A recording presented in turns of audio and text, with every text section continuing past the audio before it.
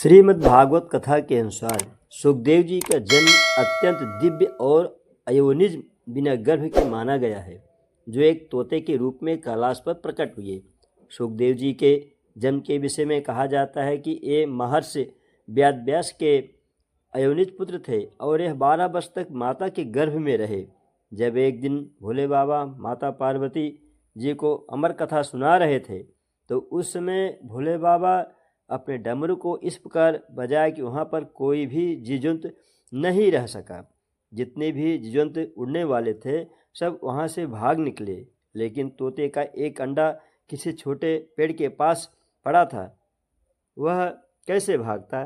जब भोले बाबा माता पार्वती जी को अमर कथा सुना रहे थे, तो कथा सुनते सुनते माता जी को नींद आ गई और माता जी के स्थान पर वह तोता हुंकारी भरने लगा। जब भोले बाबा अपनी कथा पूरी कर चुके, तो देखा कि माता पार्वती जी सो रहे थे, तो उन्हें जगाकर पूछा कि तुम्हारे स्थान पर हुंकारी कौन भर रहा था? भोले बाबा पुकारे और वह तोता सामने प्रकट हुआ। भोले बाबा अपने त्रिशूल से उस छोटे से पक्षी को मारने के लिए त्रिशूल फेंका, लेकिन वह अमर कथा सुनकर अमर हो गया था। वहाँ से भागते भागते व्यास जी के पत्नी के मुख में चला गया और वह तोता 12 वर्ष तक माता जी के गर्भ में था। इस प्रकार सुखदेव जी का जन्म हुआ। अभी बोलिए श्रीमन्नारायण नारायण नारायण श्रीमन्नारायण नारायण लक्ष्मी नारायण नारायण नारायण लक्ष्मी नारायण नारायण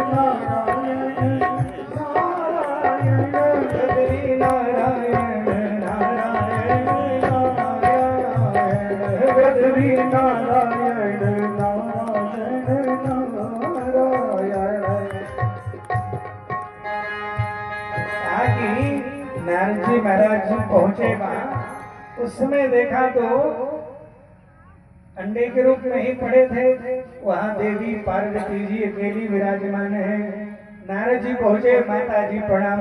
और माता जी कहती हैं गुरुजी, और गुरुजी कहते हैं माता जी।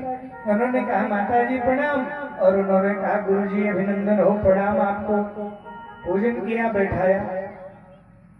और जब उनका पूजन किया, बैठाया, तो गुरुजी ने कहा माता जी सब काम ठीक तो चल रहा है, आनंद तो है।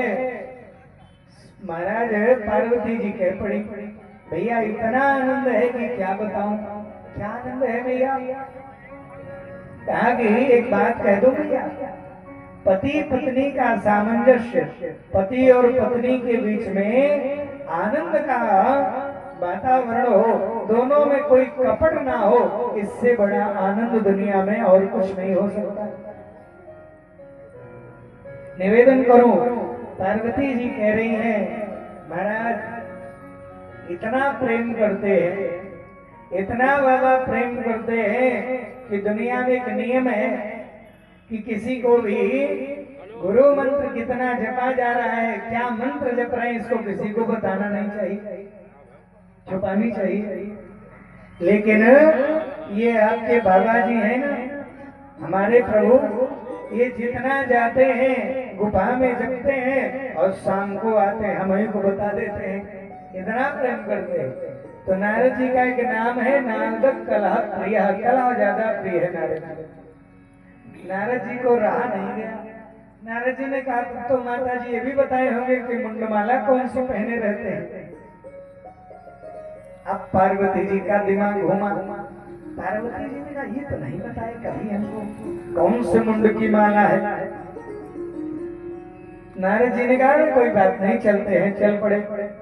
शाम को आए भगवान भोलेनाथ। शाम को माता जी रोज तो कुछ जल जलपान मिल जाता है। आज आए शाम को, तो माता जी इधर क्या हो गया? क्या प्रभु हम तो जानते थे कि आप ऊपर से कुछ सांवले हो लेकिन अंदर से तो आप काले हो, क्या हो गया? आपने कभी हमसे बहुत कपट करते, अरे देवी तुमसे तो हम आजाद प्रेम करते हैं, तुम्हें तो आधे अंग में अपने स्थान दे दिया है हमने, हम अर्धनारीश्वर कहलाते हैं। गाना आप हमसे कपट करते हो क्या? यहाँ भी किसके मुंड की माला पहने हो? भगवान भोलेनाथ ने कहा कि देवी जी नारद जी तो नहीं आए थे। अरे आएंगे, ये हमारे गुरु हैं। अरे नहीं नहीं, नारद जी आए तो इसका मतलब आप तभी पूछ रही हो। कहा कि हाँ आए तो थे। कहा लेकिन एक बात बताओ ना, किसके मुंड की माला है? बताएंगे। नहीं नहीं आज बताओ। कहा ये भी प्रेम का ही प्रतीक है, ये आप ही के मुंड की माला है, सभी पहने हैं, आपकी विरह नहीं सह पाए इसलिए पहन लिए। ओह इसका मतलब 108 बार हमारा मरना हो गया। हाँ हाँ, तो आप कौन सी अमरवती छाने हो, हमको नहीं खिलाए? कहा देवी हमारे पास तो अमर कथा है, जिसके प्रभाव से हमारा मरण नहीं होता है, और तुम्हारे पास अमर कथा नहीं है इसलिए तुम्हारा मरना हो जाता है। ओहो, तो आज ही सुनाओ हमें अमर कथा, आज ही हमें अमर कथा सुनाइए। तो कहा महाराज सुनो, अमर कथा सुनाओ हमें। तो कहा देवी फिर समय आएगा अमर कथा सुनाएंगे। कहना ना हमें आज ही सुनना है अमर कथा। तो कहा आज ही सुनना है? हाँ आज ही सुनना है। अब त्रिया हट भी हट होता है, देवियां कोई हट कर ले तो समझ लो क्या होना है। भगवान ने अपने त्रिशूल को आदेश किया है जाओ देखो कोई अनाधिकारी ना सुन ले। साधारण तो है नहीं कथा, सभी को नहीं सुनानी चाहिए। यदि कोई दुष्ट व्यक्ति है उसे भगवान की कथा नहीं सुनानी चाहिए। यह न कहीं सटही हटशील है, उनको नहीं सुनाना चाहिए। तो कहा महाराज धीरे से नारद जी के महाराज कहने मात्र रही, देवी जी ने जब हट किया, भगवान ने त्रिशूल को आदेश किया, सारे मंडल पूरे कैलाश से सब भग गए। अंडा पड़ा था उस पर ध्यान नहीं दिया, कथा शुरू हो गई। और कथा का ऐसा प्रभाव रहा, भैया ध्यान से सुनना, सामने बैठो तो बहुत गंभीर रहो। बोलिए भक्त वत्सल भगवान की जय हो। तो कहा महाराज भगवान सुनाने लगे और ऐसा प्रभाव हुआ, ऐसा कथा का कि महाराज अंडा टूट करके सुखदेव जी प्रकट हो गए और वो भी सुनने लगे कथा। 4 स्कंद हुआ कि देवी को समाधि लग गई, नींद आ गई। सुखदेव जी ने विचार किया कि यदि मैया को नींद आ गई है और यदि ये सो जाएंगे तब तो कथा बंद हो जाएगी। भाई आप लोगों ने सुना होगा पहले दादी जब कथा करती थी, मैंने कहानी सुनाती थी तो क्या कहती थी? कुछ बोलते रहो, नहीं क्या कहते हैं आपके यहाँ से? मुकारी। हाँ हाँ करते रहो। तो कहने कहाँ से है, और जब सो गया तो दादी समझ जाती सो गया, जाओ कथा बंद। ऐसे ही हुआ। सुखदेव जी ने कहा बोलना बंद करेंगे तो गड़बड़ ना हो जाए, ओंकार करने लगे, धीरे से कथा पूरी हो गई। और जो कथा सारी पूरी हो गई, भगवान भोलेनाथ जोर से जयकारा लगाए, बोल भागवत भगवान की जय हो। मैया की नींद खुल गई। अरे क्षमा करिए प्रभु हम तो सुन नहीं पाए। तो कहा तुम कहाँ गई थी? कहा हमको तो नींद आ गई। आई फिर ओंकार कौन कर रहा था, बोल कौन रहा था? देखा तो सुखदेव जी रुक चेला नहीं बना और दीक्षा नहीं ली और सीधे कथा सुन लिया। पकड़े दौड़ाए महाराज को भगे सुखदेव जी। अब वो आगे आगे पीछे पीछे भोलेनाथ है, चोर कहीं का चोरी से सुन।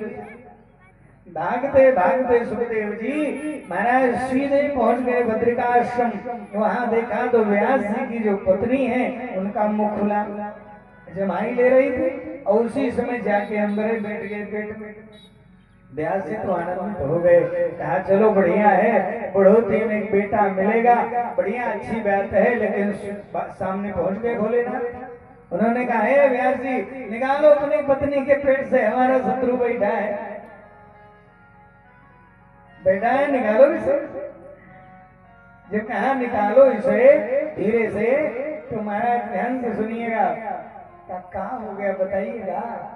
अरे चोरी किया है, अरे कैलाश सरकार चुराने के लिए। भगवान शंकर के मंदिर में जल्दी से ताला नहीं बंद होता। हाँ, लेकिन निवेदन करूं वहां अब बंद करना चाहिए। हाँ, लेकिन निवेदन करूं, कह रहे हैं कि वहां से क्या चोरी हो गया, सांप बिच्छू, ना अरे इसने अमर कथा चुराई है। हे प्रभु, हम तो सुने थे कि आप भोलेनाथ, आज देख लिया क्या हो गया। अरे इतने भोलेनाथ हो, हंस रहे हैं व्यास जी, क्या कारण हंस रहे हो, हमने सुना था भोले हो, आप तो सचमुच में भोलेनाथ हो, क्यों? अरे पहले तो अमर कथा सुना दिए, अब बाद में मारने आए हो, अब कैसे मार पाओगे। दोनों प्रसन्न हो गए और भोलेनाथ भी आशीर्वाद दे करके चले आए। बोल भक्त वत्सल भगवान की जय हो। लेकिन विचार किया था